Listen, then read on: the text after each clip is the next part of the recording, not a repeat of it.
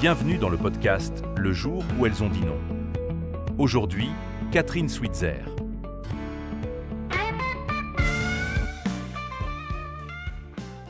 Nous sommes en 1967. En ces temps-là, on affirmait que les femmes ne pouvaient pas courir de longues distances, que leur cœur, leurs os, leur corps fragile ne tiendraient pas. Courir un marathon, 42 km, c'était impensable.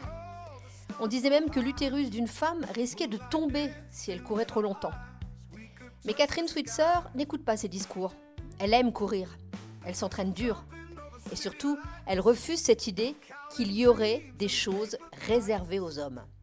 Alors à 20 ans, elle s'inscrit au marathon de Boston, officiellement, sous le nom de K.V. Switzer, ses initiales. Un détail qui va tromper les organisateurs.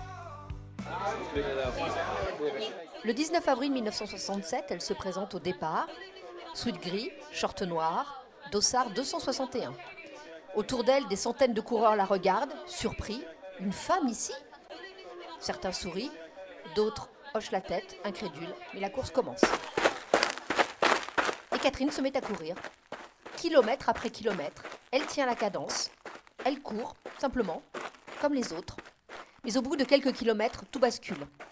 Une voiture de presse s'approche. À l'arrière, l'un des organisateurs du marathon, Jock Semple, l'aperçoit. Son visage se déforme de rage. Une femme, sur sa course, il bondit de la voiture, court vers elle et tente de l'arracher de la route. « Quitte cette course. Tu n'as rien à faire ici », crie-t-il, en essayant d'arracher son dossard 261. Mais Catherine refuse. Elle résiste, elle s'accroche.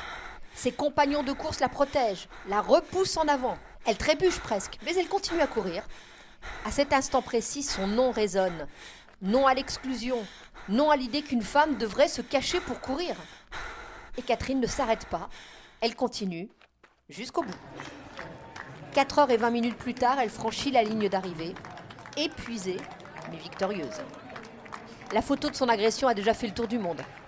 On y voit Semple, visage tordu de colère, la main agrippée à son dossard, et Catherine, déterminée, le regard droit devant elle.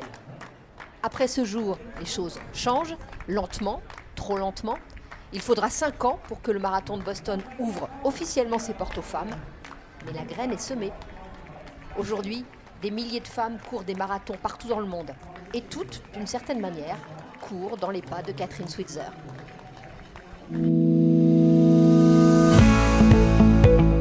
Vous écoutiez le podcast Le jour où elles ont dit non. Rendez-vous au prochain épisode pour une nouvelle histoire de courage.